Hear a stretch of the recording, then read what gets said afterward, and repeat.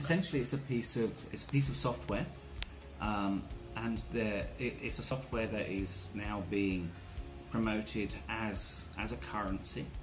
There are two pieces of technology that have been developed in order to make cryptocurrency viable. The biggest issue that you have when you have a currency that is not issued by a government or a trusted intermediary, questions arise as to how do you know that the person, number one, has the money that he says he has the bitcoins that he says he has, and how do you know that when you do a transaction with that person that they are actually going to transfer the money to you and not transfer it to me and to somebody else at the same time. So in order to overcome the trust issue with Bitcoin, two key pieces of technology have evolved. The first is called a blockchain. Okay, now a blockchain is called a distributed ledger. This basically means that everybody's computer on a Bitcoin system has a register of the Bitcoins that everybody in the system holds. Okay, so if you want to find out if somebody has Bitcoin or not, you can do a search on thousands of computers that all have a general ledger, that are all updated on a regular basis by a system called miners. Miners are people who manage the transactions on the general ledger, so that amongst these thousands of computers, if you check amongst everybody's computers to make sure that on the general ledger somebody's reported to have Bitcoin, if the search comes back that on the general ledger that the person you're transacting with has Bitcoin, then you're basically safe to transact. The second major issue with the system is having anonymity. If your transactions, if your Bitcoins are registered on everybody's general ledger, and when you're transacting, everybody knows who is spending what, then there's an issue with privacy of the transaction. Okay, so in order to overcome this problem, Bitcoin have developed what's called a cryptographic hashtag.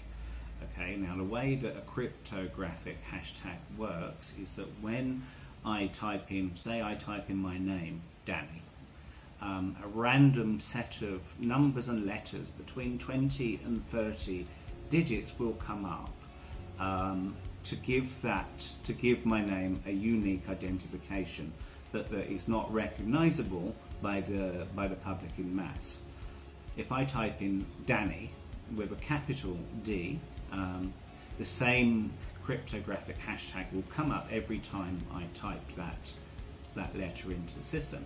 If I do Danny with a D in small case, a completely different cryptographic hashtag will come up, so that it basically provides a system where you can get a unique identification number for your transaction that can be traced through the general ledger when you make that transaction, but that is completely anonymous because nobody knows who is making the transaction.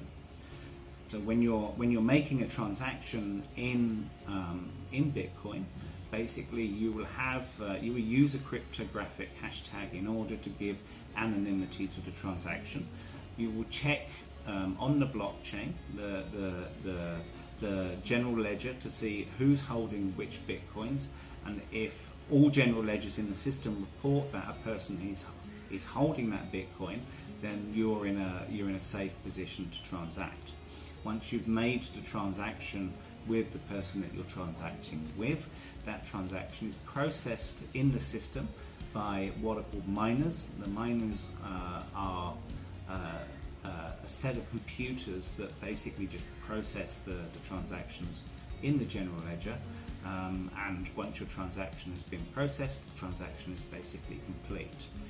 The cryptographic hashtag gives you the ability to be able to create a unique ID for that transaction, so you can trace it anywhere in the system. And once the general ledger is updated on everybody's computers, then that transaction is deemed to be completed.